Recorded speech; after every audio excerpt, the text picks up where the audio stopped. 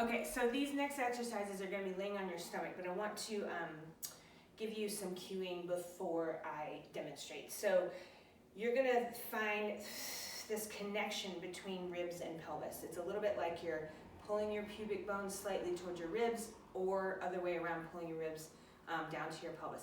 It's a small motion. It's a connection. It's an activation versus a tailbone tuck or a rounding of the spine. That's not what we're doing. We're just finding that connection, and you want to kind of keep that gentle contraction throughout these motions for a little bit of core control. So you're going to lay on your belly, and this is kind of a series of exercises, 3 different exercises. So first you're going to start with your arms in like a goalpost position, and if you'd like, you can roll up a towel and put it underneath your forehead.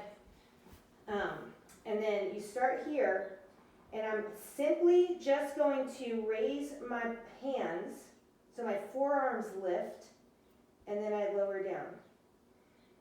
Exhale, inhale. So it's this little small motion. It's possible that you won't get very high. Everybody's motion is a little bit different, and you might have limited motion right now. So even if you're just activating and barely lifting, I want you to just feel like you're spinning this top arm bone, spin and lower. Spin, spin, okay? We're working little muscles around the rotator cuff. So next motion is you're going to take your arms up like a Y, in like the letter Y position. My thumbs are up and my palms are facing in. So my pinky's on the floor. I'm going to find that rib to pelvis connection, and then I'm going to lift and lower.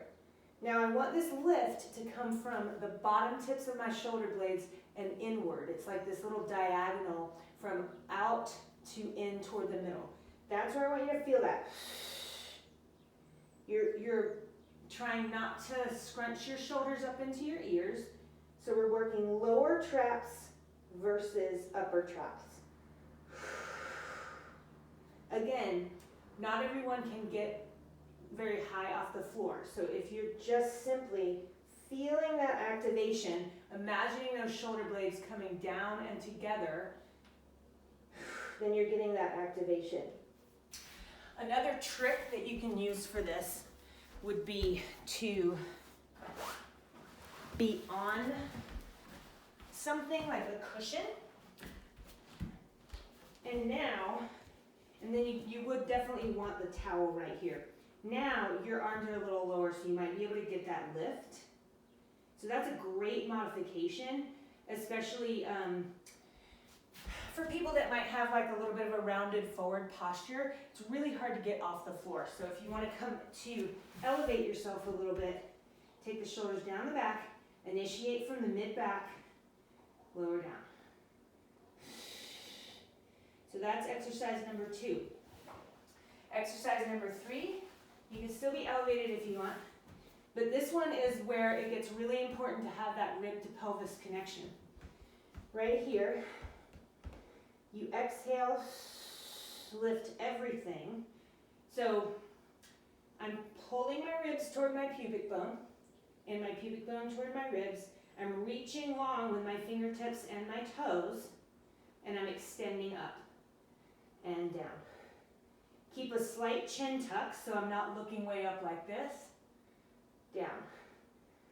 This is wonderful for your back muscles, for posture, for your butt muscles, opening up your hip flexors, opening up your chest and your shoulders. So you feel those shoulder blades glide down.